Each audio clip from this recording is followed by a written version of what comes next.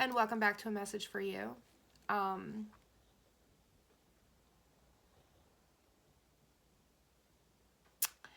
I already started this, but it ended up being far, far longer than what it actually needed. And then the spirit here is just like, can we just cut now? Let's just cut. Cut, cut. We're redoing the scene. We're redoing the scene now. Cut. Everybody cut. Everybody cut. Everybody cut. Yeah, we're redoing the scene now. All right. Okay, so a little explanation of me. I'm clairvoyant, as all get out, as we all are. But I don't know about everybody else, but I can pick up famous people who have passed away. Excuse me. And I've been doing this my whole entire life. When Heath Ledger died, I got the ping of, this is not what I meant to do. I just wanted to fall asleep. I was tired. I got that. And then it went away.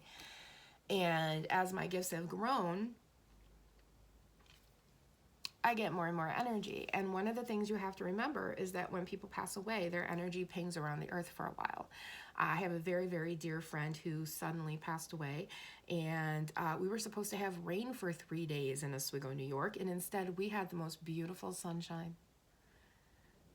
And you could just feel all of his energy in the city. It was beautiful. And then his older brother pissed off his twin brother and all of the people that were there to say, oh, it was great. It was great. If you want to hear the story, I'll tell you.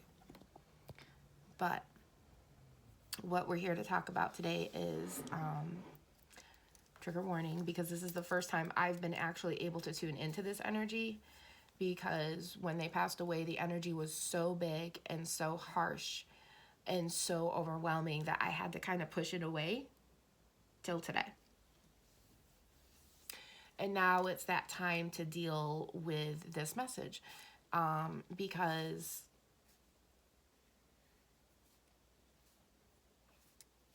and this is in regards to Rob and Michelle Reiner. This is a message for their children, their friends, and their family. One of the things I do is sometimes when spirits cross over, it's not that it's not that they're not crossing over, because they do. It's just when they get to the other side, they're like, why didn't I see it? Why didn't I see it? Why didn't I see it? And it takes some time for them to kind of realize why in the 3D they didn't see it, because in the 5D they knew it was coming. And that's because we're supposed to be blind to certain things, even if we don't want to. It doesn't mean that a spidey sense wasn't there. It doesn't mean that people weren't kind of picking up on it. But what I am very specifically being told is the following. I'm going to go get my charger. Oh, chubby puggy. Happy tubby puggies. What I'm specifically being told is the following. Yes,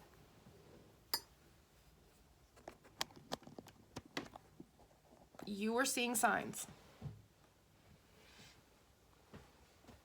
You were seeing signs, and I'm being told that, like, everybody wanted one last Christmas. One last Christmas because they knew it was getting bad. I'm being shown that the extensiveness to how bad it was hidden. It was hidden. And this was something that he needed to realize. And I'm being told it's something that other people need to realize. Friends, family, children, everybody. Is that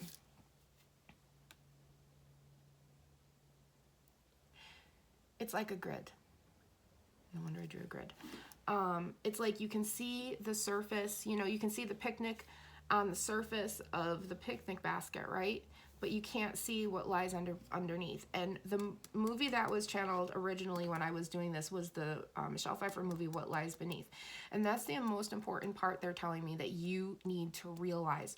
Yes, you saw it on the surface. Yes, you saw how bad it was getting. But you thought you had till the day after Christmas. They thought they had till the day after Christmas. You might not have thought so. You might have been looking this, seeing, what lies beneath, because maybe I'm being told that somebody else might have had somebody like this and experienced this and started seeing those undertones, but these undertones were so buried deep that you didn't see this coming. Now, I'm also being told this could just be parents not wanting to see the worst, but the problem is that it's not just the parents. It's everybody involved knew that something had to be done. It's just so much was hidden underneath that there was no way you could have seen it, and you have to forgive yourself for not seeing it. You have to forgive yourself, because if you don't forgive yourself, he's going to feel like crap on the other side because he couldn't save everybody.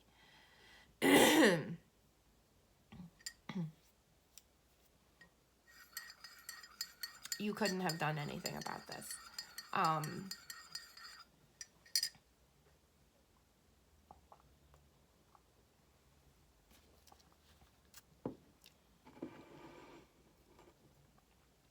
And what he's asking is for people to surround his children, all of them, because they're all going to need this. They're going to need help not hating another child.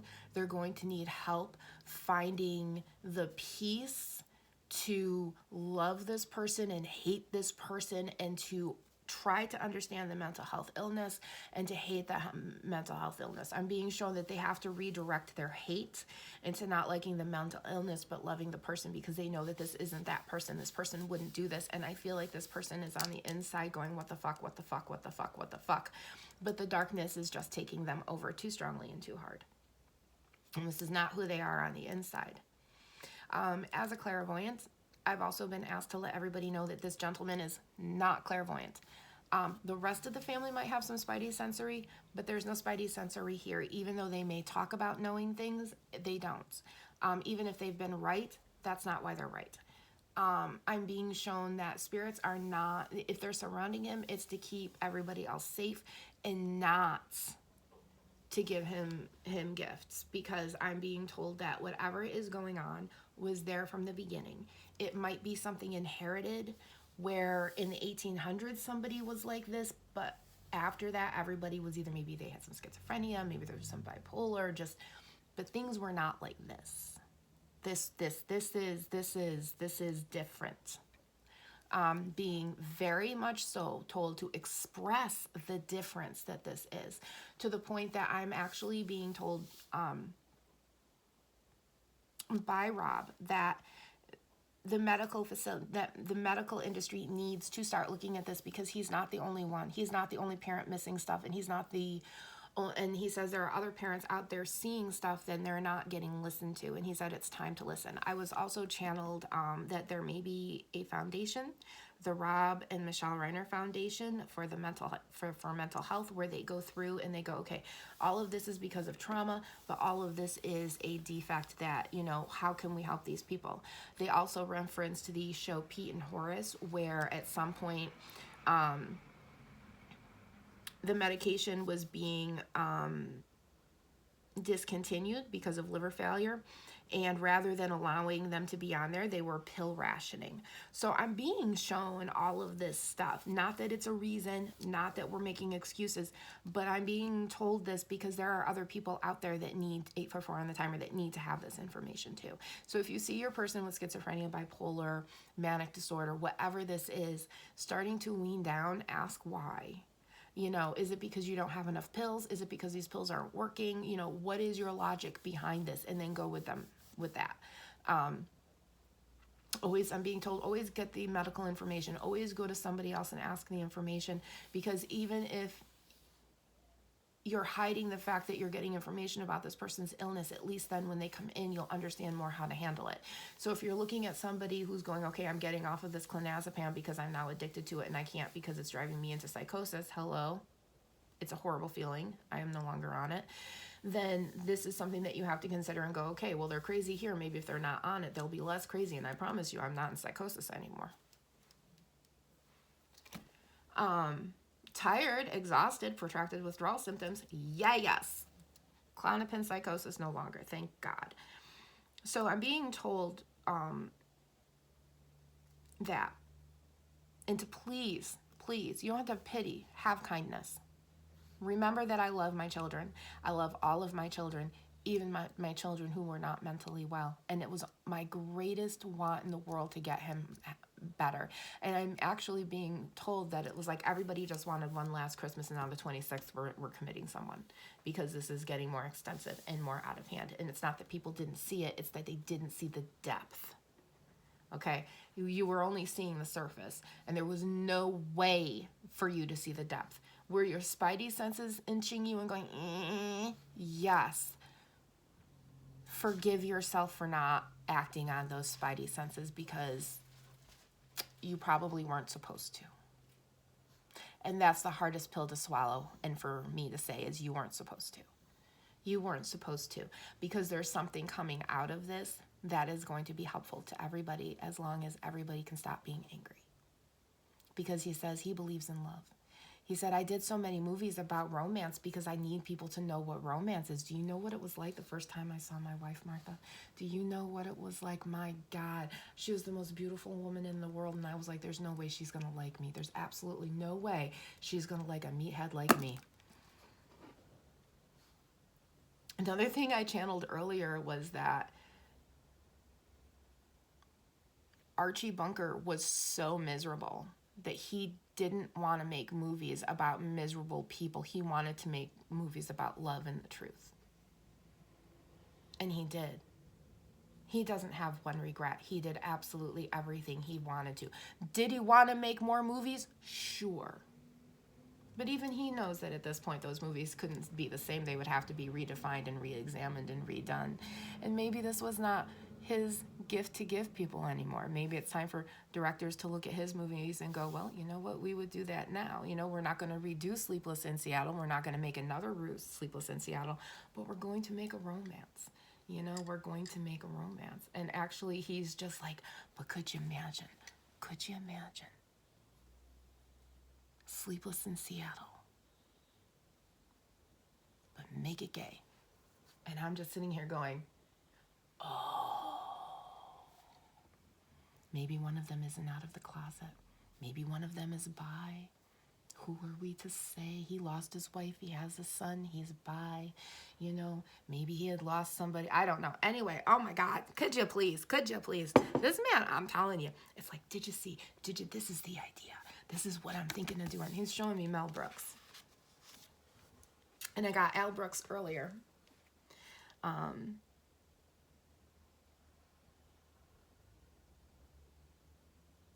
He said his greatest regret is he's not going to be there to be a thorn in everybody's side. It's a big energy. He's a big energy. So the song I channeled is Goodbye Girl.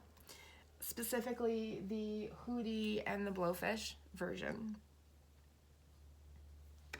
And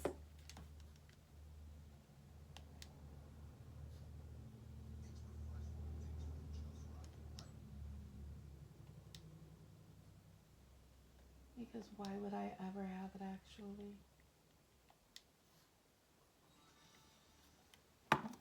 Okay, I need to have this on for a minute. Okay. It's specifically the Hootie and the Blowfish version, although all versions are loved.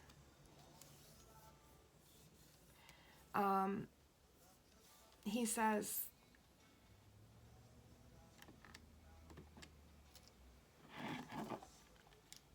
that moment when you only need part of the song.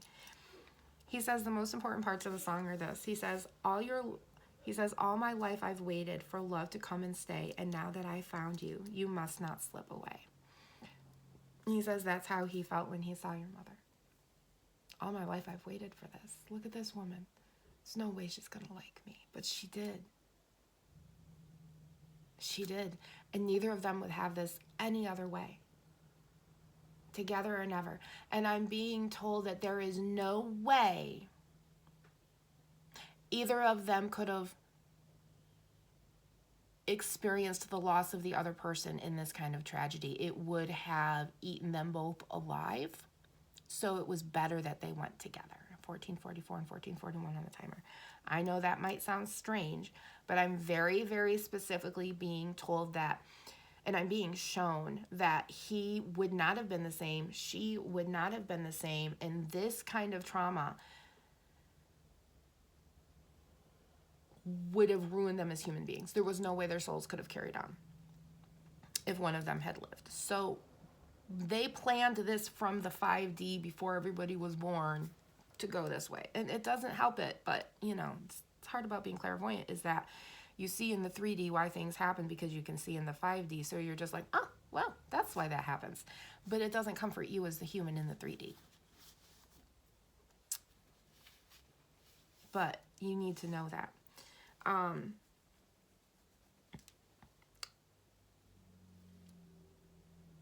And what they really want you to know is this part. Because baby, goodbye doesn't mean forever. Let me tell you, goodbye doesn't mean we'll never be together again. If you wake up and I'm not there, I won't be long away. Because the things you do, my goodbye girl, will bring you back to me. And what he is telling me is the following. Whatever traditions you think you're giving up, whatever little things you don't want to do because they did them, stop. Do them. Because when you do those things, you're living on in my memory. You're keeping my memory going. If you're watching Sleepless in Seattle every single Christmas, you're keeping my memory going. If you're making whatever this dish is and you do this stupid little thing that I used to do because that's what I would do, keep doing it. It's keeping me alive. It's sad and it's hard to do because you miss me and I miss you, but it's keeping me alive. It's keeping you happy. It's keeping me in your memory. And it's okay to keep it's okay to keep someone in your memories as long as you're able to functionally deal with the grief of their passing. So as you're dealing with the grief of passing, there are little things you may stop doing because it hurts too much to do them. And what he is telling you is, my goodbye girl, don't stop doing them. Don't stop doing them.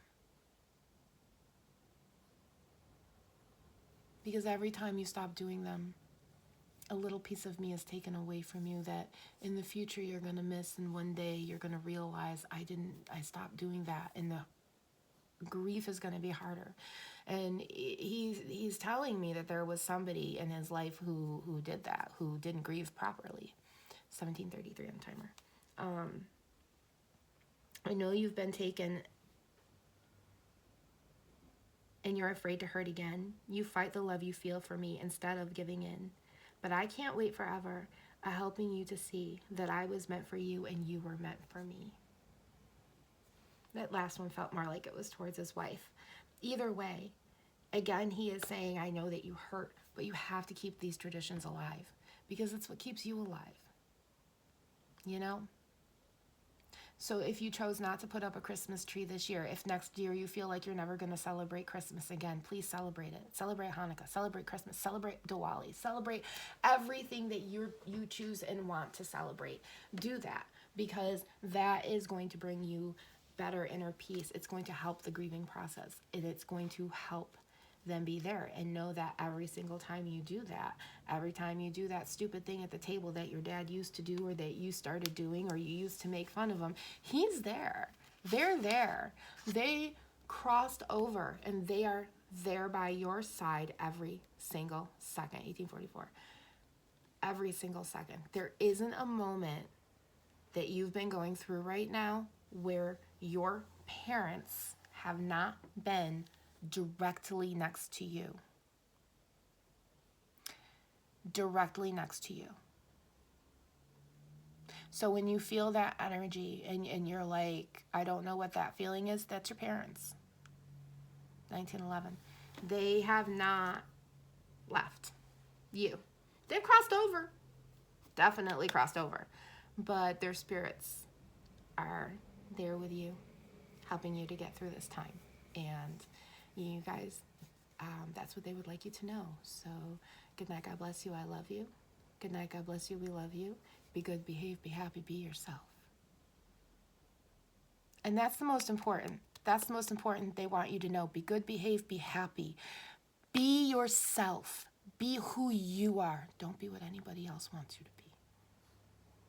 I love you.